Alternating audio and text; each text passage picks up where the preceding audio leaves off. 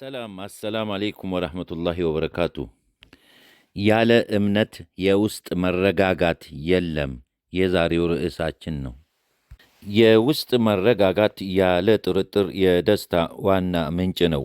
ስልጣን ወይም ዕውቀት፣ ጤንነት፣ ኃይል ወይም ሀብት፣ ሥጋዊ ፍላጎትን ማርካት ወይም ሌሎች ምድራዊ ጸጋዎችና ድሎቶች ሰኪናን ሊያመነጩ አይችሉም።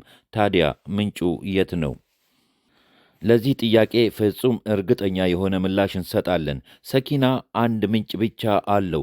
እርሱም በአላህና በመጪው ዓለም ማመን ነው። ጥርጣሬ ያላደፈረሰውና ኒፋቅ ያልበከለው እውነተኛና ጥልቅ እምነት ይህን እውነታ ተጨባጩ ይመሰክራል።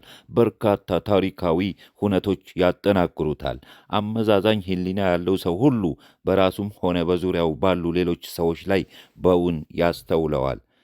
ይበልጥ የሚጨነቁና የሚሰቃዩ፣ ውስጣዊ ሁከትና አለመረጋጋት የሚጠናባቸው፣ ሕይወት ትርጉም አልባ ሆና የምትታያቸው ሰዎች የኢማን ጸጋ ያልተጎናጸፉት፣ የየቂን እርካታ ያላገኙት እንደሆኑ ሕይወት አስተምራናለች።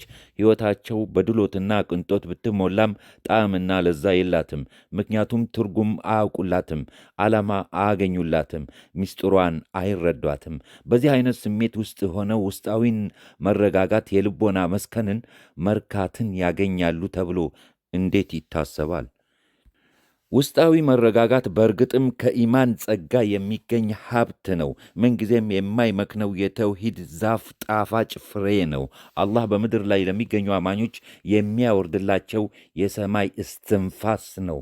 ሌሎች ሲታወኩ እነርሱ እንዲጸኑ፣ ሌሎች ሲበሳጩ እነርሱ እንዲረኩ፣ ሌሎች ሲጠራጠሩ እነርሱ እርግጠኛ እንዲሆኑ፣ ሌሎች ሲቆጩ እነርሱ እንዲታገሱ፣ ሌሎች ሲቀሉ እነርሱ እንዲረጉ።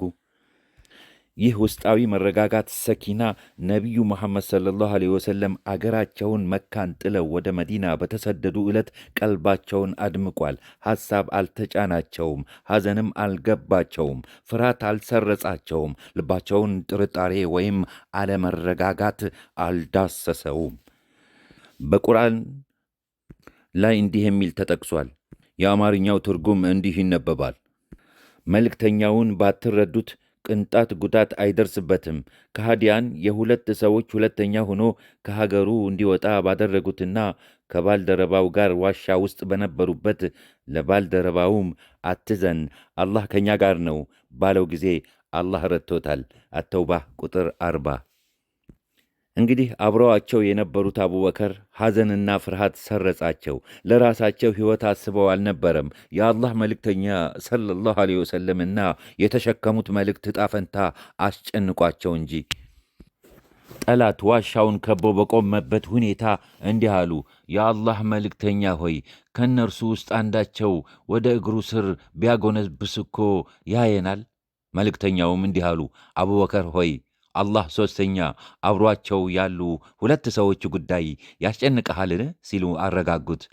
ይህ ሰኪና ከአላህ የሆነ መንፈስና ብርሃን ነው። እርሱን ሲያገኝ የፈራ ይረጋጋል፣ የታወከ ይሰክናል፣ ያዘነ ይጽናናል፣ የዛለ ይነቃቃል፣ የደከመ ይበረታል፣ ግራ የተጋባ ይመራል። ይህ ሰኪና ከጀነት የመጣ ፍንጣቂ ነው። አላህ ለሙእሚኖች የሚከፍተው የሐሴት መስኮት ነው። በእርሱ አማካይነት የጀነት ነፋስ ይደርሳቸዋል፣ ብርሃኗ ያደምቃቸዋል፣ ሽታዋ ያውዳቸዋል። ከመልካም ያስቀደሙትን ነገር ምንዳ በጥቂቱ ሊያቀምሳቸው፣ ወደፊት የሚጠብቃቸውን ጸጋ ናሙና በጥቂቱ ሳይሞቱ ሊያሳያቸው ይህን አደረገ። በዚህች በጀነት ፍንጣቂና ናሙና አማካይነት በሕይወት ውስጥ እርካታን ያገኛሉ፣ ሰላም እና ስክነትን ይጎናጸፋሉ። ወሰላሙ አሌይኩም ወረሕመቱላሂ ወበረካቱ። ኮፒ ፔስት ሼር ማድረጉ አይረሳ።